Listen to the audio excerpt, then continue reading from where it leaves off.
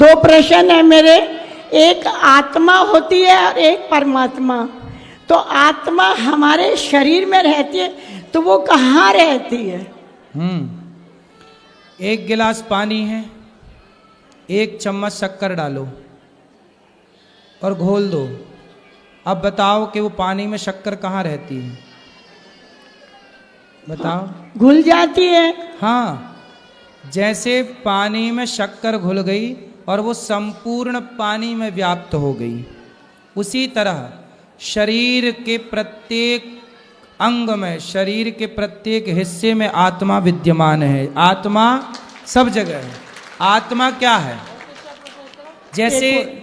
जैसे ये लाइट जलती है तो प्रकाश है, उसी तरह आत्मा का प्रकाश ही जब आँखों में पड़ता है तो आँख देख पाती है। आत्मा का ही पावर जब कानों तक पहुँचता है तो कान सुन पाते हैं। यदि आत्मा का पावर ना हो तो ना पाँव चल पाएंगे, ना वाणी बोल पाएगी, ना आँख देख पाएगी, ना कान सुन पाएंगे। तो आत्मा हमारे शरीर में कहा जाता है कि आत्मा हृदय में भी होती है, मस्तिष्क में भी होती है और पूरे अंग में भी होती है। कब कहाँ होती है? जब व्यक्ति ध्यान करने बैठता है, जब ध्यान मुद्रा में जाता है तो उसकी आत्मा हृदय की ओर बढ़ती है, नीचे से ऊपर की ओर आती है।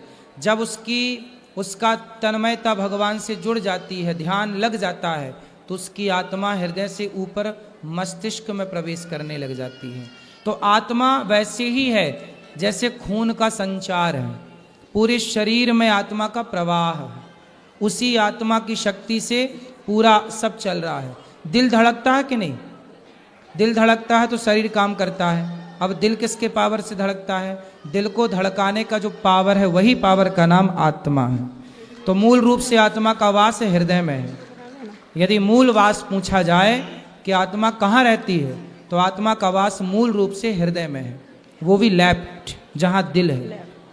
दूसरा प्रश्न मेरा ये है, मैंने 2 या 3 बार महाभारत देखा है। क्या देखा है? महाभारत। माइक अच्छे से पकड़ो। महाभारत देखा है? हाँ जी। अच्छा। लेकिन मेरे मन में एक प्रश्न गूंजता रहता है। महाभारत आपने देखा वहाँ कुरुक्षेत्र में जाके? नहीं, टीवी पे। अच्छा, टीवी वाला पे देखा है। हमें बोले तब से भाई अभी तक हो। नहीं, टीवी पे देखा है। लेकिन एक मन में प्रश्न गूंजता ही रहता है कि भीष्म पिता में ऐसे कैसे मजबूर थे, जब इतना घिनौना काम हो रहा था तो वो बोले क्यों नहीं? भीष्म पितामह की मजबूरी थी। कभी भीष्म पितामह की मजबूरी पर भी चर्चा होनी चाहिए। आपने ठीक प्रश्न किया है। भीष्म पितामह की मजबूरी क्या है, सुनो। भीष्म पितामह अपने पिता, इनके पिता हैं शांतनु का विवाह हुआ गंगा जी से। गंगा जी के 8वें पुत्र हैं पितामह। फिर क्या हुआ? शांतनु का प्रेम, गंगा मैया चली गई तो ये अकेले रहने लग गए। फिर क्या हुआ? शांतनु ने एक लड़की को देखा, उसका नाम था सत्यवती, मत्स्य गंधा भी उसे कहते हैं। तो उससे हो गया शांतनु का प्रेम। पर जो मत्स्य गंधा सत्यवती है, उनके पिता ने शर्त रख दी कि मेरी बेटी से आप तभी विवाह कर सकते हैं जब मेरी बेटी का पुत्र राजा बनेगा। तो शांतनु बोले कि नहीं, मेरा बेटा ऑलरेडी भीष्म पितामह है और वो हस्तिनापुर का राजा बनेगा, क्योंकि वो गंगा का पुत्र है, मेरी पहली पत्नी का बेटा है।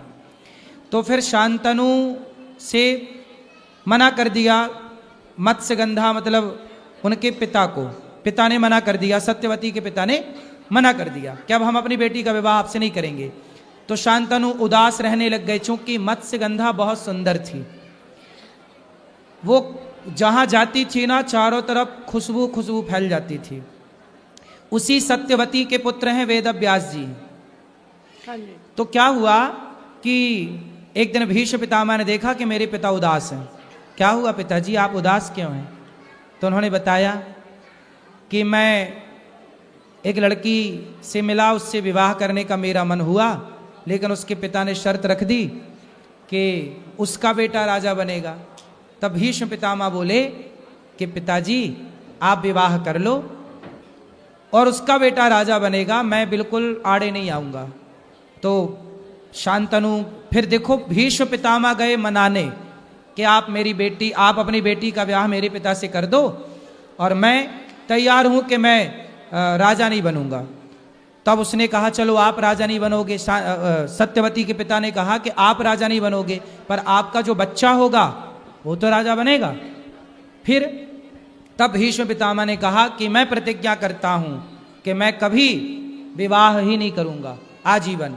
जब विवाह ही नहीं करूंगा तो पुत्र नहीं होगा, फिर मेरे पिता का जो इससे पुत्र होगा वही राजा बनेगा। तो सत्यवती से हो गया विवाह। फिर सत्यवती के यहां पुत्र हुए। यही सत्यवती के फिर दुर्भाग्य देखिए कि सत्यवती के कोई संतान ही नहीं हुई।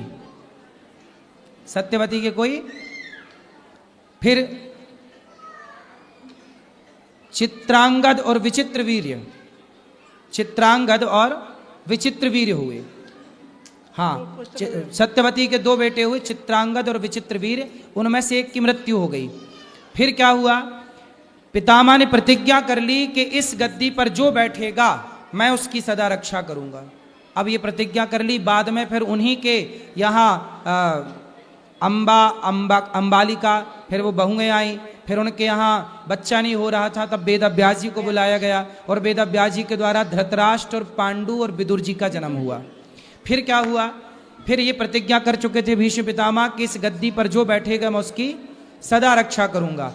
अब वो गलत करने लग गए धृतराष्ट्र, और दुर्योधन उनकी बात सुनता नहीं, वो बड़ों का आदर करता नहीं। अब ये प्रतिज्ञा वचनबद्ध है कि यहां जो बैठेगा सिंहासन में मैं उसकी रक्षा करूंगा। अब ये कहना भूल गए थे कि मैं गलत करेगा तो रक्षा नहीं करूंगा, लेकिन अब ये बोल दिए कि नहीं मैं रक्षा करूंगा। अब रक्षा करना ही पड़ा। तो वो जान रहे थे कि ये सब गलत है, पर चूंकि वचनबद्ध थे, इसलिए तो भगवान श्री कृष्ण ने अपनी प्रतिज्ञा तोड़ी थी भीष्म पितामह को मारने के लिए। रथ का पहिया लेके दौड़ पड़े थे। मानो पितामह से ये कहना था कि पितामह, यदि आपने समय रहते अपनी प्रतिज्ञा तोड़ी होती और मुंह खोला होता तो ये महाभारत ना होता। वो पितामह की वचन की प्रतिज्ञा थी, वो वचनबद्ध थे। बहुत सारी बातें हैं, बहुत सारी कथाएं हैं इसके आगे पीछे। दुर्योधन सुनता नहीं था, दुष्ट लड़का था, वो बड़ों का सम्मान नहीं करता था। बोलते थे पितामह तो बोल देता, हे बुड्ढे तू चुप रह, ऐसे बोलता था, बहुत निरादर करता था। तो पितामह को लगा कि अभी मैं खड़ा होऊंगा सारी समाज के बीच मुझे जलील कर देगा ये, इसलिए डर के मारे बूढ़े लोग ना, बुढ़ापे में ना बच्चों के डर के मारे आदमी बोलता नहीं है कि नालायक बच्चा है। बूढ़े आदमी बच्चों से डरने लगते हैं कि भाई कुछ बोलना दे उल्टा सीधा, भरी सभा में तो अपमान और होएगा, इसलिए वो बोले नहीं। लेकिन बोलना था, ठीक है, वो उनकी मजबूरियां थी, और भी मजबूरियां थी। राधे राधे जी। आप बॉम्बे आएंगे कभी? कहाँ? बॉम्बे। बॉम्बे? हाँ जी, आएंगे जब आप बुलाएंगी मैया। जी जरूर, ठीक है जी, ठीक है। राधे राधे राधे राधे।